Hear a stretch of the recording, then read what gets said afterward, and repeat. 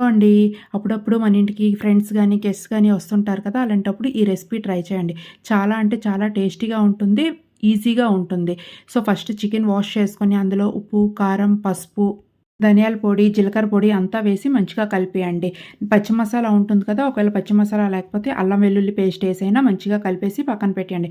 అంతలోపల onions, టమాటా మంచిగా కోసి పక్కన పెట్టండి. సో, కలిపిన చికెన్ ఉంది కదా! సో, అది స్టవ్ మీద డైరెక్ట్‌గా పెట్టేసి అందులోనే టమాటా, ఆనియన్స్ కూడా వేసేసి కొంచెం ఆయిల్ వేసేసి మూత పెట్టేసి ఒక 10 మినిట్స్ హై ఫ్లేమ్‌లో పెట్టేయండి. 10 మినిట్స్ తర్వాత చూస్తే మీకు ఆటోమేటిక్‌గా తెలుస్తుంది. ఆ వాటర్ అంతా దాంట్లోనే వచ్చేస్తుంది.